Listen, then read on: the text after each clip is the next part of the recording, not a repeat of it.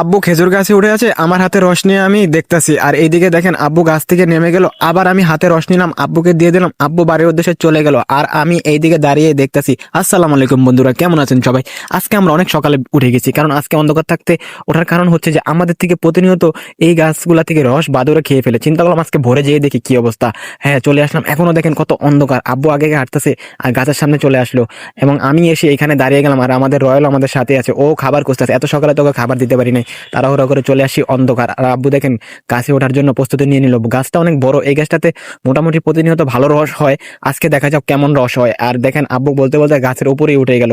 উঠে আব্বু বোতল নামাইতেছে, ওই যে লাল একটা পর্দা দিয়ে রাখছি, এবং আমি আশেপাশে দেখতেছি। আমার থেকে খুব ভালো লাগতেছে। আমার কাছে তো দেখতেই পারতেছেন আমার চোখে কতটা ঘুম, কারণ এখন অন্ধকার, কুয়াশা চতুর্দিকে দেখতেছি।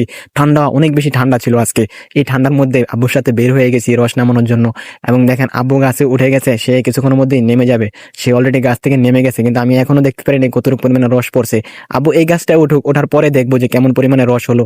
আর আমি চতুর্দিকে দেখছি আর আব্বুর দিকে তাকাইতেছি। আব্বু তাড়াহুড়া করে রস নামিয়ে এনে ফেললো।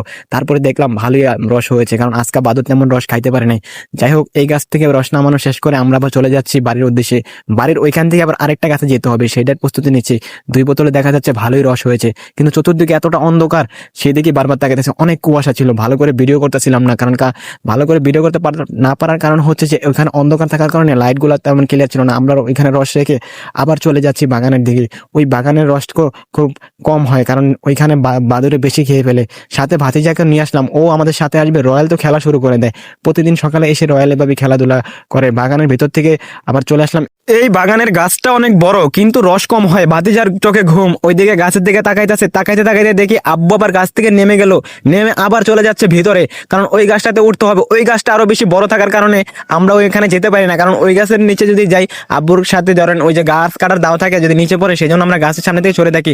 আর ভাতিজা দেখেন রয়্যাল সাথে খেলাধুলা করতেছে। আব্বু এই ফাঁকে রস নামিয়ে ফেললো। আর আজকে আলহামদুলিল্লাহ ভালোই রস হয়েছে দেখলাম। আব্বুর সাথে যাচ্ছি ভিতরে, আরেকটা গাছ আছে, ওইখান থেকে রস নামাতে হবে। ওই রসগুলা দেখে কেমন হয়। তারপরে আব্বু ওইটা আমাদেরকে না বলেই নামিয়ে ফেলছে। তারপর আবার বাগানের সামনে চলে আসলাম। এখানে আসার পরে আব্বু গাছে উঠতেছে, এইদিকে আমি দেখতেছি। ভাই আজকে একটু তাড়াতাড়ি ওঠার কারণে সত্যি অনেক ঠান্ডা লাগতেছে। আব্বু ওইদিকে গাছে উঠে গেছে, আব্বু কোনো জ্যাকেট নাই। আমার হাতে রস নিয়ে আমি দেখতেছি।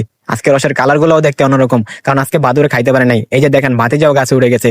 ও এখন আব্বুর সাথে প্রতিনিয়ত গাছে ওঠে। ও গাছে ওঠার জন্য বায়না ধরে, আব্বু বলে ওঠো, আর ও উঠে যায়। দেখেন রসটার বোতলটা দিল নিচে ফালায়, আব্বু অবাক হয়ে গেছে। তারপরে দেখেন আব্বু বোতল নিয়ে বাড়িতে চলে যাচ্ছে। আমি ভাতিজাকে বললাম ঠিক আছে তুমিও নেমে যাও, আর আমরাও নেমে যাব। তারপরে দেখেন আমরা চলে যাচ্ছি বাগানের দিকে। এই যে দেখেন, তারপরে রস নিয়ে যাচ্ছি, রয়্যালের দিকে বারবার তাকাইতেছি। কখন যে ভিডিওটা শেষ হয়ে গেল ভাই জানি না। আর দেখেন আমি বোতল করে নিয়ে হাঁটতেছি, এবং খুব ভালো লাগতেছে। আজকে খুব তাড়াতাড়ি উঠেছিলাম, আজকে খুবই ভালো লাগছে ঠান্ডা পরিবেশের মধ্যে।